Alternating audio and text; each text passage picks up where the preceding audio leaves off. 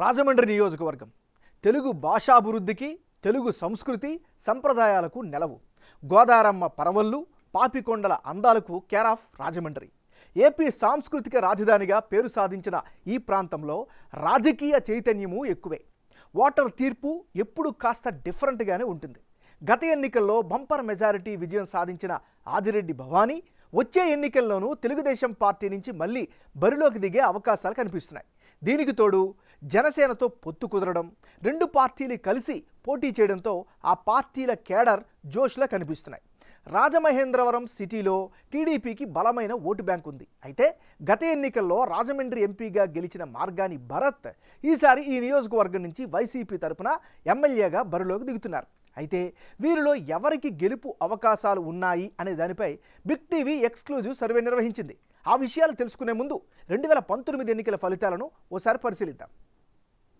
2019లో ఎన్నికల్లో ఇక్కడ TDP war one సైడే అన్నట్టుగా సాగింది. టీడీపీ అభ్యర్థి ఆదిరెడ్డి భవానీకి దాదాపుగా 50% ఓట్లు పోలయ్యాయి.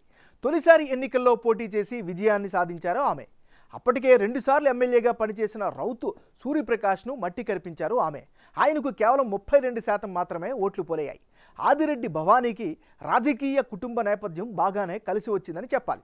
మామూలుగానే ఈ నియోజకవర్గంలో తెలుగుదేశం పార్టీకి కేడర్ బలంగా ఉండటమే కాక ఆమె దివంగత నేత ఎర్రంనాయుడు కుమార్తె కావడం, మాజీ ఎమ్మెల్సీ ఆదిరెడ్డి అప్పారావు కోడలు కావడం కలిసి వచ్చింది.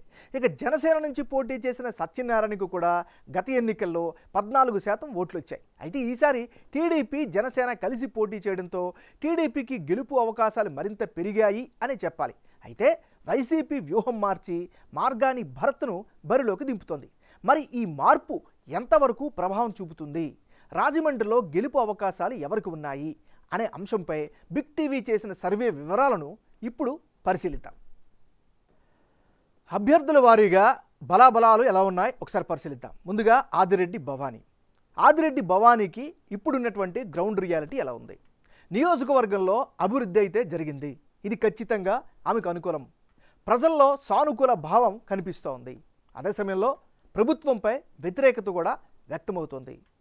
టీడీపీ జనసేన పొత్తు కూడా ఈమెకి కలిసి వచ్చే అవకాశం ఉంది.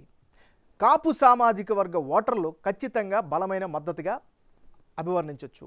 దాంతోపాటు రాజకీయ కుటుంబ నేపథ్యం కూడా ఈమెకి కలిసి వచ్చే అవకాశాలు ఉన్నాయి. ఇది ఈమెకి సంబంధించినంత వరకు ఉండేటటువంటి గ్రౌండ్ రియాలిటీ. ఈసారి మార్గాని భరత్ ఎమ్మెల్యేగా బరిలో దిగుతున్నారు. మరి ఎమ్మెల్యేగా బరిలో దిగుతున్న ఈయనకి కలిసి వచ్చేటటువంటి అంశాలు ఏమిటి? ముందుగా భరత్ రాజమండ్రి ఎంపీగా పనిచేస్తూ ఉన్నారు. ఇది రాజకీయంగా ఖచ్చితంగా ఆయనకి అడ్వాంటేజ్ అయ్యే అవకాశం ఉంది. గుడ్ మార్నింగ్ రాజమండ్రి పేరుతో ఆయన ఒక కంటిన్యూషన్గా కార్యక్రమాన్ని చేపడుతున్నారు, ప్రజలతో కనెక్ట్ అవుతున్నారు. ఇది ఖచ్చితంగా ఆయనకి అనుకూలించేటువంటి అవకాశం. మరి మార్గాని భరత్కు మైనస్ అయ్యే అంశాలు ఏమిటి? జక్కంపూడి రాజా వర్గంతో పొసగకపోవడం ప్రధానమైనటువంటి మైనస్గా చెప్పుకోవచ్చు.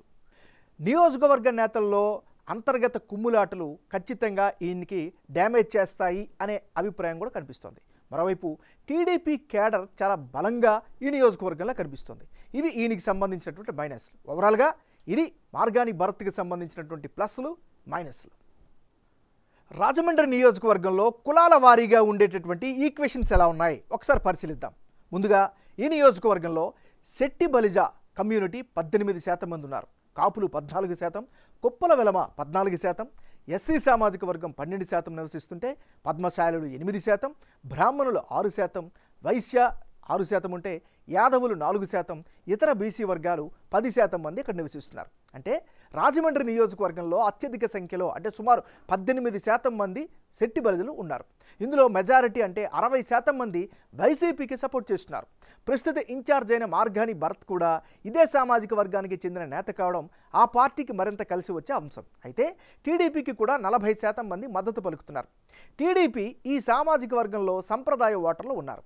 కోనసీమ అల్లర్ల సమయంలో తమ సామాజిక వర్గానికి చెందిన వారిపై ప్రభుత్వం కేసులు నమోదు చేయడం వారికి కాస్త కోపాన్ని తెప్పించినట్లు బిగ్ టీవీ సర్వేలో తేలింది.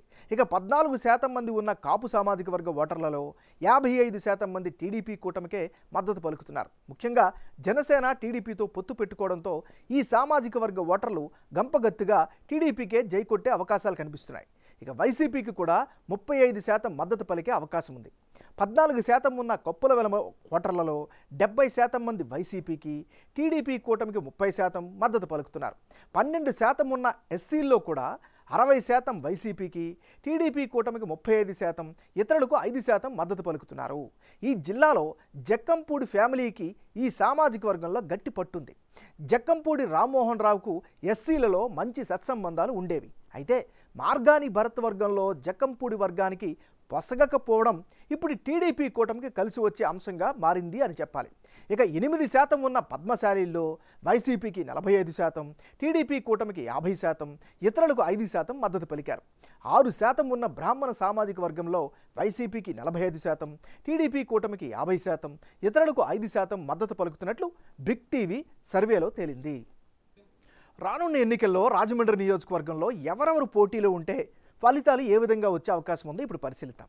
ముందుగా మార్గాని భరత్ వర్సెస్ ఆదిరెడ్డి భవానీ, వీళ్ళిద్దరే బరిలోకి నిల్చుంటే అప్పుడు వైసీపీకి 41%, టీడీపీకి 49%, ఇతరులకు 10% ఓట్లు దక్కే ఛాన్సెస్ ఉన్నట్లుగా సర్వేల ద్వారా తెలుస్తోంది. అంటే ఇప్పటికిప్పుడు రాజమండ్రి నియోజకవర్గంలో ఎన్నికలు జరిగితే 49% ఓట్లతో టీడీపీ అభ్యర్థి ఆదిరెడ్డి భవానీ గెలిచే అవకాశం ఉందని బిగ్ టీవీ సర్వేలో తేలింది. ఎంపీ అభ్యర్థిత్వాన్ని వదులుకొని ఎమ్మెల్యేగా పోటీ చేసే మార్గాని భరత్కు 41% ఓట్లు పడే అవకాశాలు ఉన్నాయి. ఇక ఇతరులకు 10% ఓట్లు పడే ఛాన్సెస్ కనిపిస్తున్నాయి. ప్రస్తుత పరిస్థితులు చూస్తే వైసీపీ అధిష్టానం నిర్వహించిన ఇన్ఛార్జి మార్పు ఓటు షేర్ను పెంచుతుంది, కానీ గెలిచే అవకాశాలు లేవని తెలుస్తుంది.